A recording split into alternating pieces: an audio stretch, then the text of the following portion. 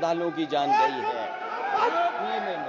नहीं, अध्यक्ष महोदय, नहीं, अभी एक मिनट, आप लोग कुछ मत बोलो। अध्यक्ष जी,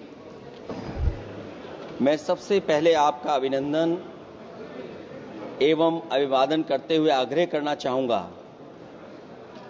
कि मुझे बोलने के लिए जो समय दिया है, मैं उसमें से 2 मिनट का समय महाकुंभ हादसे का शिकार लोगों की आत्मा की शांति के लिए खड़े होकर के मौन रखना चाहूंगा।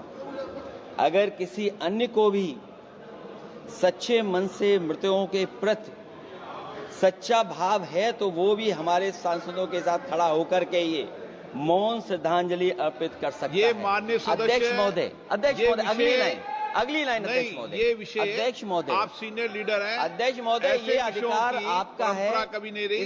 ये मैंने विषय मेंशन करते हुए भरोसा है इस विषय पर मौन कर दिया था, इसलिए अध्यक्ष का अधिकार है। हाँ, मैं वही अध्यक्ष महोदय, ये जो बात मैं शुरू कर रहा हूं, जहां मैंने मौन 2 मिनट के लिए श्रद्धांजलि की बात की है, ये अधिकार मेरा नहीं है अध्यक्ष महोदय, ये अधिकार आपका है। मुझे पूरा भरोसा है आप पर कि जब अभिभाषण की चर्चा खत्म हो रही होगी उस समय 2 मिनट का मौन श्रद्धांजलि जरूर दी जाए जो श्रद्धालुओं की जान गई है। नहीं, अध्यक्ष महोदय, नहीं, अभी एक मिनट, आप लोग कुछ मत बोलो। कुछ नहीं। अध्यक्ष महोदय, अभी तो अध्यक्ष महोदय मैंने बात शुरू नहीं की है, और जिन लोगों को तकलीफ है और जिनको दुख होना चाहिए उनके बारे में मैं, हालांकि वो बात मैं बाद में कहना चाहता था महाकुंभ के बारे में, लेकिन अध्यक्ष महोदय क्योंकि बहुत सारे माननीय सदस्य ये सुन नहीं सकते हैं, इसलिए मैं बात वहीं से शुरू करता हूं। आप देश के परम अभिभावक होने के नाते हमारा आपसे अनुरोध है कि जहां सरकार बजट के आंकड़े लगातार दे रही है, और जब मैंने अभिभाषण पढ़ा अध्यक्ष महोदय, बहुत सारे आंकड़े सरकार ने दिए हैं। आंकड़े देने से पहले महाकुंभ में मरने वालों के आंकड़े भी दे दें। महाकुंभ की व्यवस्था के बारे में स्पष्टीकरण देने के लिए मेरी मांग है अध्यक्ष महोदय, सर्वदलीय बैठक बुलाई जानी चाहिए। महाकुंभ आपदा प्रबंधन व खोया पाया केंद्र की जिम्मेदारी सेना को दी जाए। महाकुंभ हादसे के शिकार लोगों की मृत्यु, घायलों का इलाज, दवाइयों, डॉक्टर, भोजन पानी, परिवहन की उपलब्धता का आंकड़ा संसद में पेश किया जाए। महाकुंभ हादसे के लिए जिम्मेदार लोगों पर, महाकुंभ हादसे के लिए जिम्मेदार लोगों पर घोर दंडात्मक कार्रवाई हो। जिन्होंने सच छिपाया है उनको दंडित किया जाए।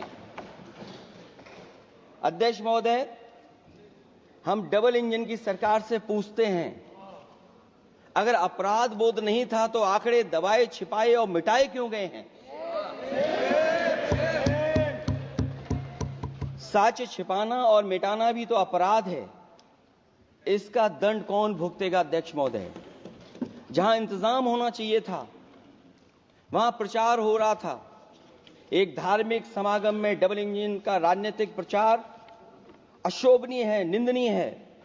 इतने बड़े हादसे के बाद कम से कम अब तो वो होर्डिंग उतरवा देना चाहिए। अध्यक्ष महोदय, महाकुंभ की जो तैयारी हुई, जो हम लोगों ने जाना वहां पर, महाकुंभ न केवल 144 साल के लिए ये कहा गया, बल्कि ये भी कहा गया कि पहली बार धरती पर इस तरह का डिजिटल और जो आधुनिक चीजें हैं, टेक्नोलॉजी, उसका इस्तेमाल कर करके महाकुंभ होने जा रहा है। सीसीटीवी, ड्रोन, लाइव स्ट्रीमिंग के आधार पर जिनका दावा था कि वो डिजिटल कुंभ करा रहे हैं, वो मृतकों की डिजिट नहीं दे पा रहे हैं। एक तरफ तो जो लोग डिजिटल डिजिटल डिजिटल अध्यक्ष महोदय कहने को थकते नहीं हैं, लेकिन जब कुंभ में इतना बड़ा हादसा हो गया है तो यही सरकार डिजिट नहीं दे पा रही है। हमारे अपने लोग मारे गए हैं, जिसमें परिवार का हर रिश्ता दिवंगत हुआ है। किसी की माता, किसी के पिता, किसी की बहू, किसी की बेटी, किसी का भाई बहन, चाचा चाची, बच्चों के आंकड़े तो अभी तक नदारद हैं। खोया पाया केंद्र ही लोगों को तो नहीं मिल रहा है। जो खोया पाया केंद्र था उसको भी लोग पा नहीं पा रहे, ढूंढ नहीं पा रहे हैं।